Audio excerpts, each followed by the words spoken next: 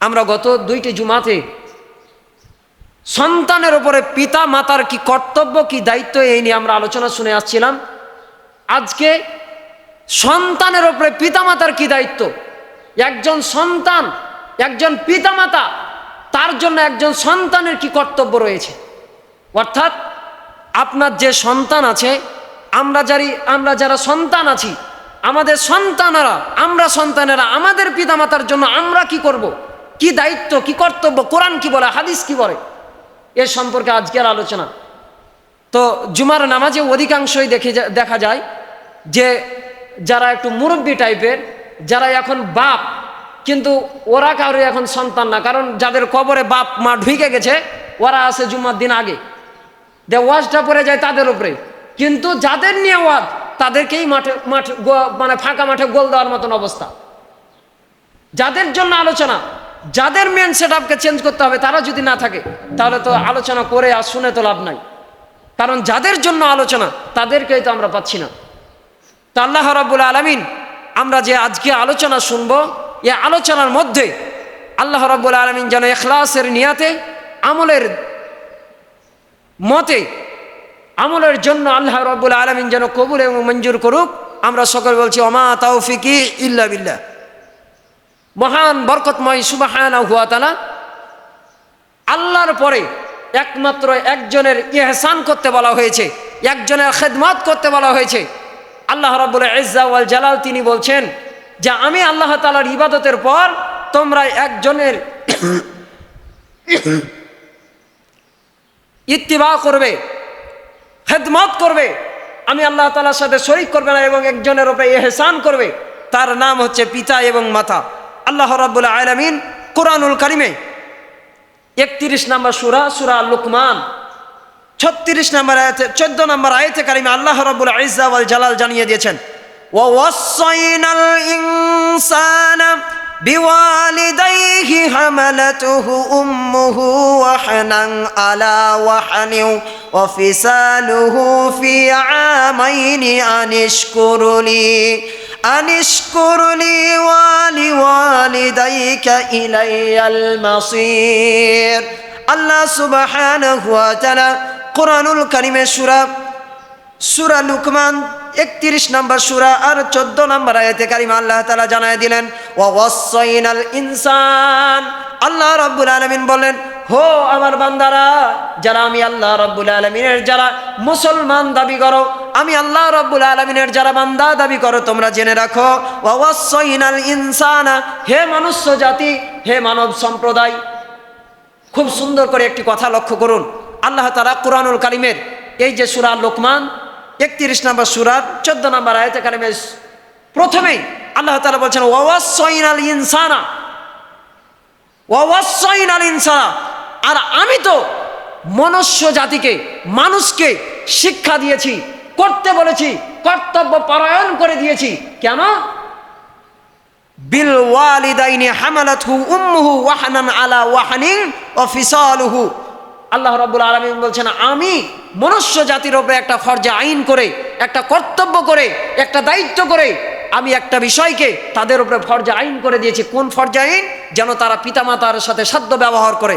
আল্লাহ তাআলা তো বলতে পারতেন ওয়া ওয়াসাইনাল মুমিনিনা ওয়া ওয়াসাইনাল মুসলিমিনা ওয়া ওয়াসাইনাল মুত্তাকিনা ওয়া ওয়াসাইনাল মুহসিনিনা।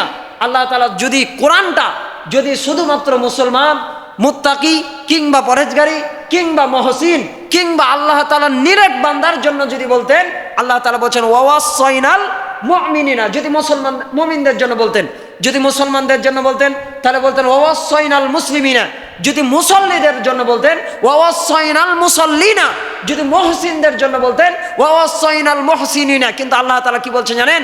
ওয়া ওয়াসাইনাল ইনসানা। আল্লাহ তাআলা বলছেন তুমি কি মনুষ্য, তুমি কি মানুষ দাবি করো নিজেকে? কে বলছে? আল্লাহ বলছে তুমি কি নিজেকে মানুষ দাবি করো যে তুমি মানুষ? পশু পাখি নয়, হিন্দু নয়, বৌদ্ধ নয়, খ্রিস্টান নয়, মুসলমান নয়, মুত্তাকি নয়, পরেজগারি নয়, কোনো আহলে সুন্নাত ওয়াল জামাত নয়, কোনো বিএনপি নয়, কোনো আওয়ামী লীগ নয়, কোনো জাতীয় পার্টির কোনো ব্যক্তিও নয়। আল্লাহ তাআলা বলছেন ওয়া ওয়াসাইনাল ইনসান, তুমি যদি নিজেকে মানুষ দাবি করো, যে তুমি মানুষ, রক্তে গোস্তে হাড্ডিতে ভরপুর তৈরি করো, তুমি একজন মানুষ, তুমি যদি নিজেকে মানুষ দাবি করো, তাহলে কি করো? বিল ওয়ালিদাইনি হামালাতহু উম্মুহু ওয়াহানান আলা ওয়াহানি ওয়া ফিসালুহু ফি আমাইনি আনিশকুরু লি ওয়া লিওয়ালিদাইকা ইলাইয়াল মাসির। আল্লাহ রাব্বুল আলামিন বলছেন, আমি মনুষ্য জাতিকে, তুমি যদি মানুষ হিসেবে তোমাকে যদি তুমি দাবি করো, তাহলে আমি আল্লাহ রাব্বুল আলামিনের এই কথাটা তুমি মেনে নাও, যে আল্লাহ রাব্বুল আলামিন তোমাদেরকে আদেশ করেছেন তোমরা যেন পিতামাতার সাথে কি করো? সদ্য ব্যবহার করো।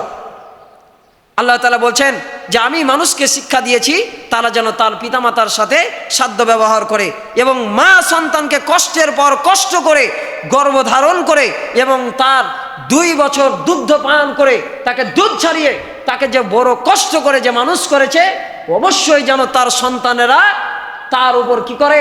ইহসান করে। আল্লাহ রাব্বুল আলামিন তিনি কি বলছেন জানেন? হে বান্দারা, আমি যে তোমাদেরকে যে পিতামাতাকে দিয়েছি, তোমরা পিতামাতাকে ওজন করো না। কি করো না? ওজন করো না। তোমরা যে মনে করবে যে তোমরা তোমার পিতামাতার উপরে দয়া করছো, না, নেভা। তোমরা পিতামাতাকে দয়া করতে পারো না। তোমাদেরকে পিতামাতা দয়া করেছে, তোমাদেরকে পিতামাতা ইহসান করেছে, কিন্তু আমরা পিতামাতাকে কি করব? দায়িত্ব মনে করে, ফরজে আইন মনে করে, পিতা এবং মাতা মনে করে আমরা আমাদের দায়িত্ব এবং কর্তব্য পালন করব, যে এটা আল্লাহ তাআলার হুকুম। কার হুকুম? আল্লাহ তাআলার হুকুম। যেই ধর্মেই যান সেই ধর্মেই দেখবেন যে পিতামাতার উপরে আলাদাই একটা গুরুত্ব আছে, আলাদাই। এই জন্য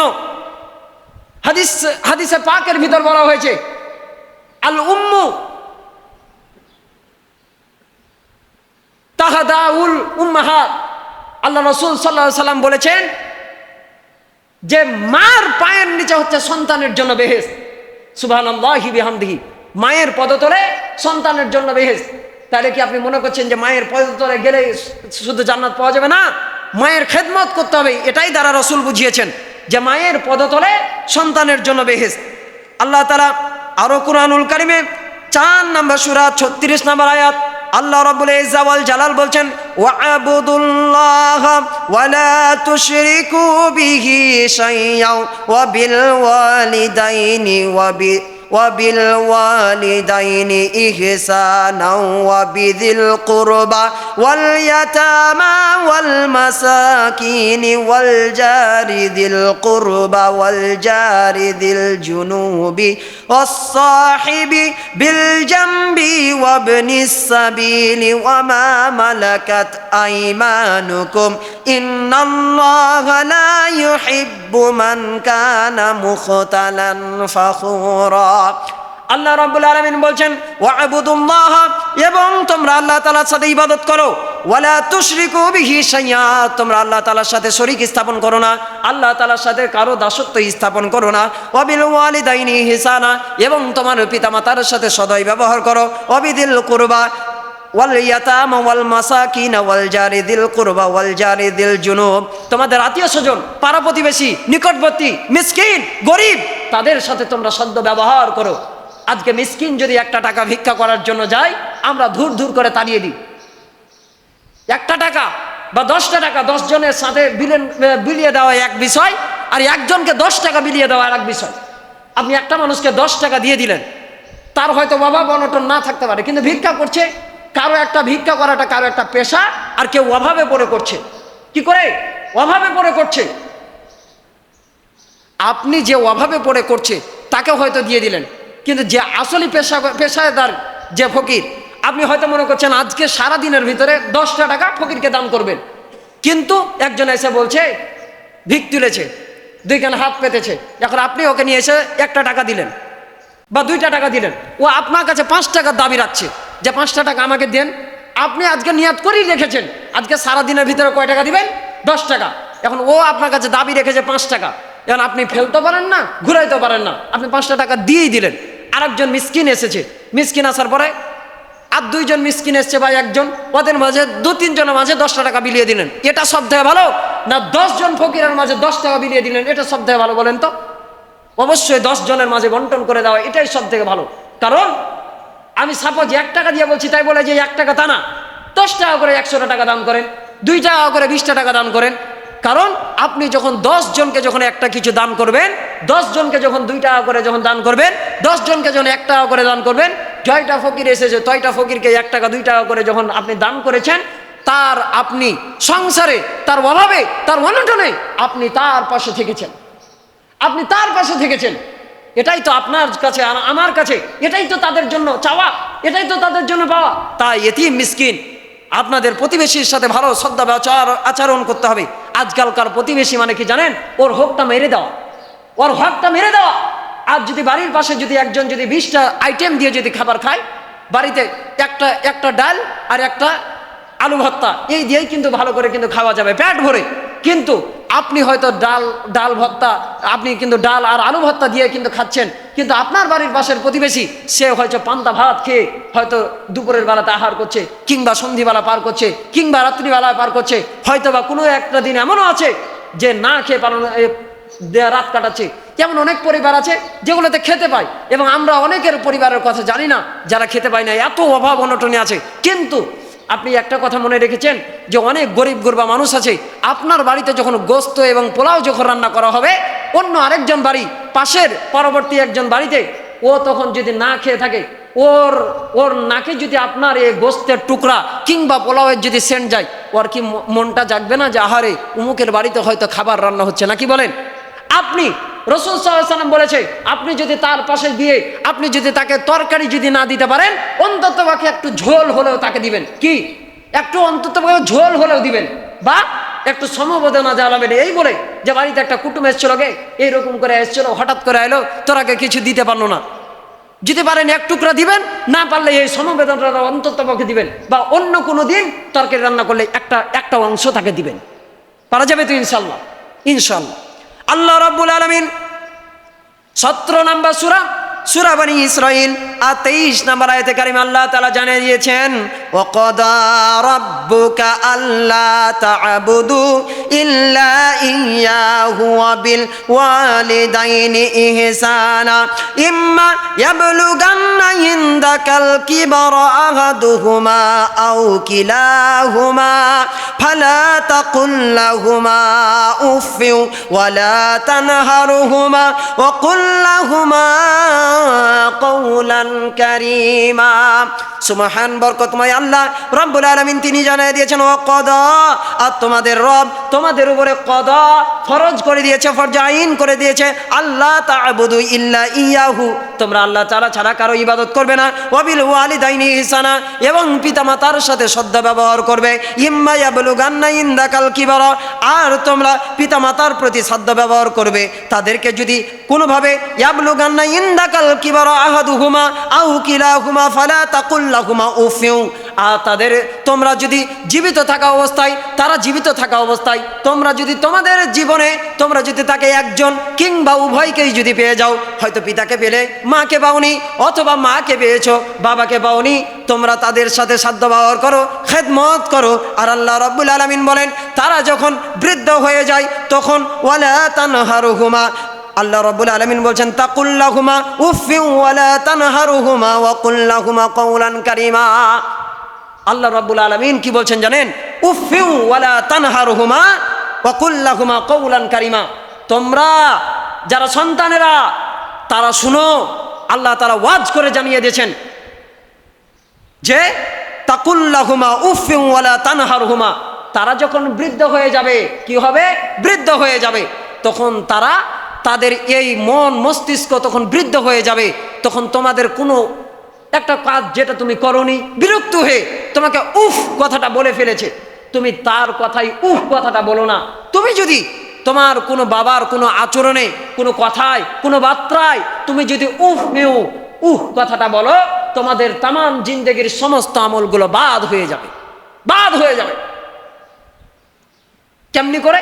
একদিন সেই সিরিয়া থেকে এক লোক, সাহাবী লোক, সে সিরিয়া থেকে তার মাকে ডালিতে করে নিয়ে, ইয়ামেন থেকে একজন লোক তার মাকে ডালিতে করে নিয়ে এই মাথার উপরে নিয়ে সে কাবা শরীফে গিয়ে হজ করেছে, হজ করে সাফা মারওয়া সাই করিয়েছে, তারপর জামালতে পাথর নিক্ষেপ করেছে। রাসূল সাল্লাল্লাহু আলাইহি ওয়াসাল্লাম উনার দরবারে গিয়ে তিনি এই কথা বলছেন, রাসূল সাল্লাল্লাহু আলাইহি ওয়াসাল্লাম আমি আমার মাকে ইয়ামেন থেকে, সুদূর ইয়ামেন, ওখান থেকে নিয়ে এসে আমার মাকে নিয়ে আমি মাথাতে করে নিয়ে এসে হজ করিয়েছি, উমরা করিয়েছি, সমস্ত সব কাজ করিয়ে দিয়েছি। আমি কি আমার মায়ের খেদমত করার, আমি কি সেই তুলনায় কি আমি কি আমার মায়ের ওই দাম দিতে পেরেছি? আল্লাহ রসুল কি বলেছেন জানেন? আল্লাহ রসুল বলেছেন, না, তোমার মা ওই শীতের মৌসুমে তুমি তোমার মায়ের বিছানায় তুমি প্রসাব করে দিয়েছো, তোমার মা যে এক ফোঁটা তোমাকে দুধ পান করিয়েছে, ওই এক ফোঁটা দুধের পর্যন্ত তুমি তোমার মায়ের ঋণ শোধ করতে পারো না। এবং আল্লাহ রসুল আরো বলছেন, তুমি যদি তোমার নিজের গায়ের চামড়াটাকে, বাকলাটাকে কেচি দিয়ে, ধারালো কোনো অস্ত্র দিয়ে তুমি যদি তোমার মায়ের জন্য জুতা তৈরি করে দাও, আর তোমার মা যদি সেই তোমার গায়ের চামড়াটা দিয়ে যদি পা দিয়ে যদি হাঁটে, তাহলেও তোমার মায়ের এক সিকি পরিমাণ দুধের ঋণ তুমি শোধ করতে পারো না। এটাই হচ্ছে মায়ের খেদমত, এটাই হচ্ছে মায়ের খেদমত। তাই তো আজকালকার ছেলে মেয়েরা তারা তার বাবা চিনে না। মুরব্বী কি বলে চিনবে? বাবা আজকে কোনো যদি কথা বলে, বাবা আজকে যদি কোনো উপদেশমূলক কথা বলে, বাবা যদি আজকে বলে যে বাবা এই কাজটা করতে হয় না, বাবাকে তোয়াক্কাই করে না, বাবাকে তোয়াক্কাই করে না। আজকে যারা চোখটা বন্ধ করে খেয়াল করুন তো, যাদের বাবা পৃথিবীতে ছিল, জীবদ্দশায় দেখেছেন কিংবা দেখেননি, কিন্তু বাপ নাই, মারা গেছে, এমন অনেক হতভাগ্য সন্তান আছে না এখানে? অনেক সন্তান আছে যাদের বাবা ছিল কিন্তু আজকে অন্ধকার কবরে চলে গিয়েছে। তার আগে জিজ্ঞেস করুন বাবা কি জিনিস। পৃথিবীতে যার বাবা নাই তার পায়ের নিচ থেকে মাটি নাই। এক্ষুনি কোনো বিপদে যদি পড়তেন, আগে আসতো বাপ, এসেই দেখতো যে কোন জায়গায় আপনাকে বিপদ থেকে বাঁচানো যায়, কিভাবে বিপদ থেকে উদ্ধার করানো যায়, কিভাবে উদ্ধার করানো যায়।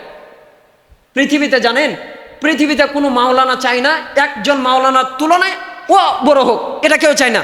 একজন শিক্ষক সে কখনো চায় না যে তার ছাত্র তার থেকে বড় হোক, তার থেকে বড় ডিগ্রি পাক। পৃথিবীতে এমন কোনো মানুষকে পাবেন না যেই মানুষ মনে করে যে আমার থেকে সে বেশি বড় লোক হোক, কিংবা ভালো থাকুক, কিংবা অন্য কোনো করে কাজ করে সে বড় একটি পর্যায়ে যাক। কিন্তু পৃথিবীতে একজন ব্যক্তি আছে, সে সব সময় চায় যে সে যে যোগ্যতায় আছে তার যোগ্যতাও যেন সে ছাড়িয়ে যায়। কে বলেন তো? কে এটা? বাপ। কে? বাপ। বাপ সব সময় চায় যে সে যে পজিশনে আছে তার সন্তান যেন তার থেকে বড় কোনো পজিশনে যায়। সে যদি 10 লাখ টাকা মাসে যদি কামাই করে, সে সব সময় চেষ্টা করবে তার সন্তান যেন 20 লাখ টাকা কামাই করে, নাকি বলেন? সব সময় এই জিনিসটা চেষ্টা করে। আপনার সন্তান যে আপনার সন্তানের জন্য কিংবা আপনার বাবা আপনার জন্য যে বাড়িটা তৈরি করেছে, কোনোদিন কি বলেছে? বা আপনার মা যে আপনাদের জন্য যে বাড়িটা তৈরি করেছে, কোনোদিন কি বলেছে আয় আমাদের বাড়িতে বেরিয়ে যাও, কিংবা আসেন আমাদের বাড়ি বেরিয়ে যান? এই কথাটা কখনো বলে না। বলে কি, আসেন আমার বেটির বাড়িতে বেরিয়ে যান, কিংবা আমার বেটার বাড়িতে বেরিয়ে যান, একবার দেখে যান, হারকে বেটার বাড়িতে একবার বেড়াইতে আসছিও। সব সময় বেটা, সব সময় বেটা, সব সময় মেয়ে, সব সময় পুত্রের কথা বলেছে। আজকে কত সুন্দর করে বাড়ি ঘর, কত সুন্দর সুন্দর আসবাবপত্র, কত সুন্দর সুন্দর জায়গায় গিয়ে আমাদেরকে কত সুন্দর সুন্দর করে ছায়া বৃক্ষের পট করে বাবা আমাদেরকে রাখেছে। পৃথিবীতে যার বাবা নাই সে জানে বাবার কি মর্যাদা। তাকে গিয়ে জিজ্ঞেস করুন বাবা না থাকার কি হাহাকার, বাবা না থাকার কি দুঃখ বেদনা। পৃথিবীতে যার মা নাই তাকে গিয়ে জিজ্ঞেস করুন মা কি জিনিস, তাকে গিয়ে জিজ্ঞেস করুন মা কি জিনিস। পাকিস্তানের একটি ঘটনা বলতে চাই। পাকিস্তানের এমন একটি জায়গা ছিল যে জায়গার নাম হচ্ছে বস্তিপূর্ণ একটি এলাকা। যে বস্তিপূর্ণ এলাকায় একজন মা এবং তার সন্তান ছিল, যেই সন্তান ছোট্টবেলায় তার বাবাকে হারিয়ে দিয়েছে পাকিস্তানের গালেবান শহরে। তখন সেই সময় এই গালেবান শহরে কিন্তু এমন বস্তি দ্বারা ভরপুর ছিল যা বলার কথা না। এই সন্তান একদিন ছোট্ট অবস্থায় তার বাবা মারা গিয়েছে। সেই ছোট্ট থেকে মা তাকে স্নেহ করে বড় করে লালন পালন করে বড় করেছে। এবার কিন্তু মা অনেক দিন যাবৎ পেট খাটে বা মানুষের বাড়িতে চাকরানির কাজ করে কিন্তু বেটাকে বড় করেছে। আজকে বেটা অনেক বড় হয়েছে। বেটা একদিন বড় হলো, মা বেটারে বিয়ে দিল। সুন্দর একটা ফুটফুটে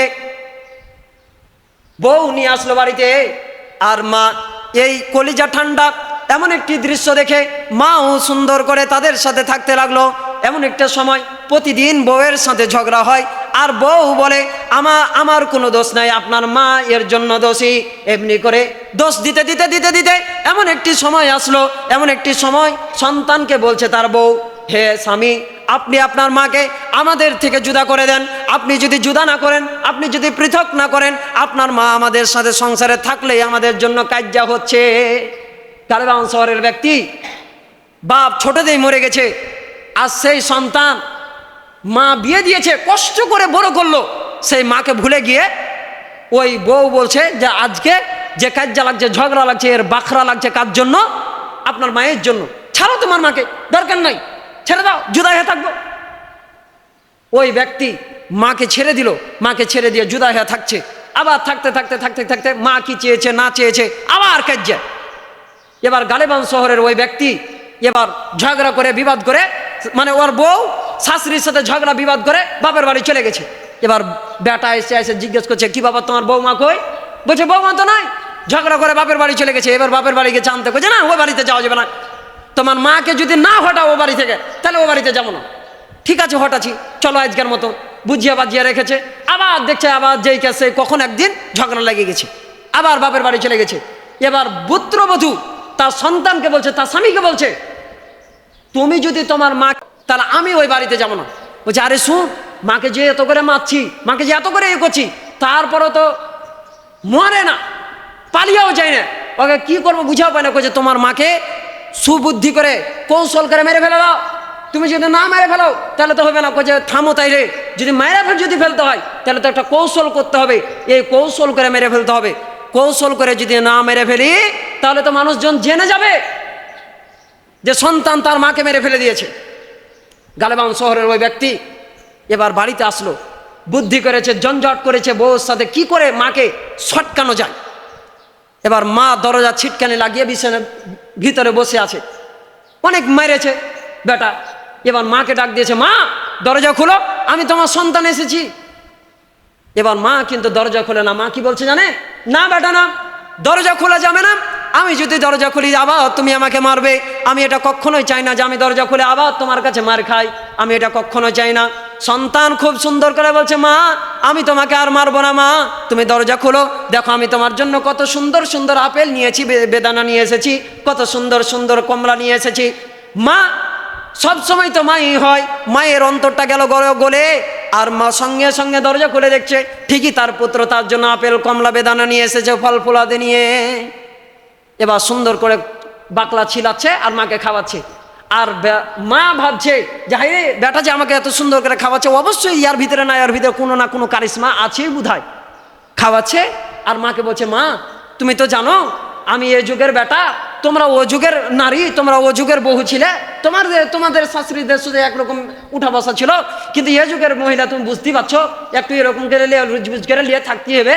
ফলটা খাওয়াই চার কেছে, মা কালকে সকালে আত খেতে পাথের খেতে আমি যে কাঁড়ি কাটবো, ওই কাঁড়ির যে চারা গালা, এই যে লারা গালা থাকে, এই লারা গালা কাটা তো আমরা নিয়ে এসে খড়ি করে তো এগুলা পুরাই, তো চলো এই খ্যাত গালা আমরা কাটবো মা বেটা একসাথে, তাহলে একটু সহজে। ও কইছে ঠিক আছে বেটা, তুমি কষ্ট করে, তোমাকে আর দরকার নাই, তুমি একটু পরেই আসিও নাস্তা টাস্তা করে, আমি যাবো যে ওগুলো পাট খেটে যা কাটবো, তুমি পরে আসিও। এইদিকে বউর সাথে চক্রান্ত করেছে যে মা যখন যাবে পাট খেটে, যখন ওই লারাগুলা কাটবে, যাবো যে হাঁসার কোপটা যা মার কল্লার উপরে দিয়ে দিব। কথা খেয়াল করুন, কি করবো, মার কল্লার উপরে গিয়ে হাঁসার কোপটা চালিয়ে দিব। পাকিস্তানের গালেবান ব্যক্তি যেমন ভাবা অমনি কথা। পরের দিন মা চলে গেছে পাট খেতে গিয়ে ওই চারা কাটছে, আর বউয়ের সাথে চক্রান্ত করে গেল তার সন্তান কি করবে, মায়ের কল্লা কাটবে। তো মা যখন ওদিকে পাট খেতে যখন কাটে, এইদিকে সন্তান গিয়ে কোপটা তুলে কোপটা মারবে, এরকম একটা অবস্থা। আর নিচ থেকে মাটি থেকে মনে হচ্ছে কোন একটা অদৃশ্য শক্তি এসে তার পাটাকে আটকায় ধরলো। কেমন করে মনে হচ্ছে ওই পাকিস্তানের সত্য ঘটনা আল্লামা তাকি উসমানী তার খুতবাতে জুলফিকারের মধ্যে নিয়ে এসেছেন। দেখছেন যে ওই পাটা ঢুকতে ঢুকতে গলা পর্যন্ত ঢুকে গেছে। এবার মা করে চিৎকার দিয়েছে, মা দেখছে পিছন দিকে এইরকম অবস্থা, আর দাউকে এরকম করে কোপকে একবার ধরে আছে, লড়তেও পারে না, টানতেও পারে না, এরকম করে ধরে আছে, আটকে গেছে। আল্লাহর মায়ের শেষ রাতে এরকম যখন অবস্থা, মা তো ভয় খেয়ে গেছে। মা বারবার করে বলছে যে আল্লাহ আমার সন্তানটাকে এবারের মতো মাফ করে দাও, আমার সন্তান ভুল করেছে, ভুলটা বুঝতে পেরেছে। এইদিকে তো সন্তান মা মা করে কাঁদতে লাগছে। দেখছেন, এই হলো মা, এই হলো মা। মা জানছে যে তার সন্তান তাকে মারার জন্য এসেছে, অথচ মা তার জীবন বাজি রেখে আল্লাহর কাছে কেঁদে কেঁদে সিজদা অবনত হয়ে আল্লাহর কাছে দোয়া করছে, আল্লাহ আমার সন্তানটাকে তুমি মাফ করে দাও। ঠিকই সন্তান ওই জায়গা থেকে উদ্ধার হলো। উদ্ধার হওয়ার পরে ওই মেয়েকে ছেড়ে দিল। দেখুন মার সাথে তার ছেলের সম্পর্কটা কেমন হয়, কেমন হয়, আর বিয়াদবি চারণ করলে কেমন হয়। পৃথিবীর যেই প্রান্তে যান, যত বড় বড় হুজুর, যত প্রকারের পীর, যত প্রকারের মুরিদ, যত প্রকারের মাইজ ভান্ডারি, যত প্রকারের যা আছে, একজন পাইগাম্বারের কাছেও যদি যান, একটা পানির এক গ্লাস পানিতে ফু দিয়ে নিয়ে আসেন। পৃথিবীর গোটা আলেমকে এক সমাজে একত্রিত করে আপনি গোটা ফু দিয়ে একটা গিলাসে পানি নিয়ে এসে খেয়ে যেটা উপকার পাবেন না, আপনার মা আপনার পিতা যদি একটা গিলাসে যদি আউজুবিল্লাহ বিসমিল্লাহ বলেও যদি ফুঁ দেয় খান, তার থেকে 10 গুণ বেশি আপনি উপকার লাভ পাবেন, উপকার পাবেন। একদিন আল্লাহ রসুলকে এসে একজন সাহাবী এসে বলছে, ইয়া রাসূলুল্লাহ হাবিবাল্লাহ খেদমত করবো কার? আল্লাহ রসুল কি বলছেন জানেন? বলছে উম্মুকা, তোমার মায়ের। আবার জিজ্ঞেস করছে, ইয়া রাসূলুল্লাহ হাবিবাল্লাহ খেদমত করবো কার? আল্লাহ রসুল বলছেন তোমার মায়ের। আবার বলছে ইয়া রাসূলুল্লাহ হাবিবাল্লাহ খেদমত করবো কার? বলছে তোমার মায়ের। আবার বলছেন ইয়া রাসূলুল্লাহ হাবিবাল্লাহ অতবার তারপর খেদমত করবো কার? বলছে তোমার পিতা। তারপর বলছেন ইয়া রাসূলুল্লাহ হাবিবাল্লাহ খেদমত করবো কার? তারপর বলছেন তোমার প্রতিবেশীদের, আত্মীয় স্বজনদের, পাড়া প্রতিবেশীদের সাথে তোমাদের আচরণ ঠিক করো, খেদমত করো। তাহলে হাদিসের পাক থেকে পাওয়া যায় খেদমতের কথা 3 বার বলা হয়েছে মায়ের আগে, তারপর পিতার কথা 1 বার, তারপর প্রতিবেশীর কথা। তাই আমাদের খেদমত করতে হবে মায়ের, মায়ের আগে কথা আছে। বাইজিদ বোস্তামি একদিন মা রাত্রিবেলায় ডাক দিয়ে বলেছে, বাইজিদ আমাকে 1 গিলাস পানির ব্যবস্থা করে দাও। কোনো অঞ্চলে পানি পায়নি, রাতের বেলা কষ্ট করে বাইজিদ অনেক দূর থেকে পানি নিয়ে এসেছে। পানি নিয়ে আসার পরে মাকে এসে দেখছে মা ঘুমিয়ে গেছে, মা আর জেগে নাই। বাইজিদ পানি নিয়ে দাঁড়িয়ে আছে, কেন? মা যে ঘুমিয়ে গেছে, মাকে যদি কষ্ট করে ডাকে তাহলে অনেক কষ্ট হবে। আজকালকার আপনি আর আমি যদি হইতাম, রাতের বেলা যদি মা হতো, কই চোখ বুঞ্জা নিন পার, চোখ বুঞ্জা, চোখ করে চোখ বুঞ্জা থাক, নিন চলে আসবে, বলেন এ কথা বলতেন কিনা? অথবা আপনি এ কথাও বলতে না পারলে পানি যদি আনতেও যেতেন, খুব কষ্ট করে পানি নিয়ে এসে থিয়ে দিতেন, তুই খেলে খা, না খেলে না খা, সারা রাত ঘুম করেই পড়ে থাক। এই তো ব্যাপার, এই তো ব্যাপার। আজকে বাপ মা যদি মরে যায়, ওদিকে তাকাইলে না থাকে, কিভাবে ও সম্পত্তি হাতিয়ার করতে হবে, এটাই তো কথা। এই কিছুদিন আগে 2-3 দিন হলো, 1 সপ্তাহ হলো, ওই টাঙ্গাইলের একটা মধুপুর নামক একটা জায়গায় একজন মা তার 6 মাসের একজন সন্তানকে বিক্রি করে দিয়ে, মাত্র 46,000 টাকা দিয়ে বিক্রি করে দিয়ে কিছু নূপুর কিনেছে, কিছু গহনা কিনেছে, আর কিছু টাচ মোবাইল কিনেছে, আর কিছু শাড়ি কিনেছে। এই তো কিছু মা বাবার, এখন বর্তমান কিছু মা বাবার এই তো চরিত্র, চাল চরিত্র। 2-3 জন সন্তানের মা চলে যায় কার হাত ধরে, 2-3 জন সন্তানের একজন বাপ আরেকজন মার কাছে যায়, আরেকজনের কাছে বিয়ে পুষে নেয়। এই তো বর্তমান সমাজের এই তো চরিত্র, আর এই তো চিত্র। আমাদের নীতি নৈতিকতা কেমন করে চেঞ্জ হতে হবে? আমরা আস্তে আস্তে দিনের পর দিন আমরা কিভাবে শেষ হয়ে যাচ্ছি, আমাদের অধঃপতনটা কেমনি করে হচ্ছে। তাই একজন সন্তানের উপরে তার পিতামাতার অনেক খেদমত, অনেক কর্তব্যের কথা বলা হয়েছে, অনেক, আপনি গুনে গুনে শেষ করতে পারবেন না। হাদিস থেকে এবং আল্লাহ রসুল সাল্লাল্লাহু আলাইহি সাল্লামের পাঠানো এই কোরআন থেকে 14টি হকের কথা বলা হয়েছে। আমরা সামনে শুনবো ইনশাআল্লাহ, সামনে জানবো এই বিষয়গুলো। আর আমরা যাদের পিতামাতা যাদের জীবিত যাদের আছে, অনেক পিতামাতা, অনেক সন্তানরা কি করে জানেন? এই যতক্ষণ পিতামাতা বেঁচে আছে ততক্ষণ পর্যন্ত মা কোনোদিন তার সন্তানদেরকে ভাগ করেনি, কোনোদিন ভাগাভাগি করেনি। যে সন্তান 4টা হলো কি 5টা হলো, এই সন্তানকে উমুককে দিয়ে দেবো, যে উমুকের বাড়িতে খায়, উমুকের বাড়িতে উমুক খায়, ধুমুকের বাড়ি থেকে ধুমুক খায়। কিন্তু খোদা না খাস্তা যদি একজন বাবার যদি 3টা যদি সন্তান থাকে, ওই বাপ যখন বৃদ্ধ হয়ে যায় তখন কয় তুই 10 দিন, আমি 10 দিন, আর আব্দুর রহিম 10 দিন। এই তো বর্তমান সময়ের চিত্র। 10 দিন করে ভাগ করে। এই ভাগটা কি সন্তান যদি 3টা ছিল, 4টে ছিল, 5টা ছিল, বাপ মা যতই অভাবে থাক, এই সন্তানগুলোকে কি ভাগ করেছে? এগুলোকে কিন্তু ভাগ করেনি। কিন্তু আজকে সমাজের চিত্র এইরকমই, যে বাপ মা বয়োবৃদ্ধ হয়ে গেলে, নিজেকে একটু গৃহস্থের দায়িত্ব পেয়ে গেলে বাপ মাকে ভাগ করতে হবে। কেন ভাগ করতে হবে? কেন ভাগ করবেন আপনি? সম্পত্তি ভাগ করে নিয়ে করা আপনি একাই বলবে, আপনি একাই বলবেন, একাই আপনি নিজে, আপনি আমি সবাই আপনি নিজে বলবেন তোরা বাপ মাকে ভাগ করিস না, তোরা সম্পত্তি গোটাই নিয়ে নে, বাপটাকে আমাকে দিয়ে দে, মাটাকে আমাকে দিয়ে দে। এই তো হবে আপনার কথা, এই তো হবে আপনার বার্তা। পারবো তো ইনশাল্লাহ? পারবো তো? আমরা কেউ বাপ মাকে ভাগ করবো না। আপনারা কথা বলেন না কেন? ইনশাল্লাহ বলেন। আমরা যেন বাবা মাকে যেন ভাগাভাগি না করি, বাবা মার যে খেদমত, বাবা মার যেই কর্তব্য, আমরা যেন এগুলো পালন করি। আল্লাহ রাব্বুল আলামিন যা কিছু শোনালেন, যা কিছু বলালেন, আল্লাহ রাব্বুল আলামিন এর উপরে যেন আমল করার জন্য আল্লাহ তাআলা যেন তৌফিক দান করুক। আমরা সকল বলছি আল্লাহুম্মা আমিন। আমরা সামনে জুমায় আরও কিছু পিতামাতার খেদমত, কিছু আচরণ, কিছু কর্তব্য, কিছু দায়িত্ব নিয়ে আমরা আলোচনা শুনবো। আল্লাহ রাব্বুল আলামিন আমাদেরকে যেন ভালো রাখেন, সুস্থ রাখেন। আল্লাহ তাআলা যেন নৈকট্যপূর্ণ একটা সমাজ, একটা সুস্থ আমাদের জীবন, একটা হায়াতের জিন্দেগির একটি জীবন, আর যাদের পিতামাতা জীবিত আছে তাদের খেদমত, আর যারা মৃত্যুবরণ করেছে তাদের জন্য যে দোয়া, যে ইস্তেগফার আল্লাহ রাব্বুল আলামিন যেন আমাদের করার যেন আল্লাহ তাআলা যেন তৌফিক দান করুক। আমরা সকলে বলছি আল্লাহুম্মা আমিন।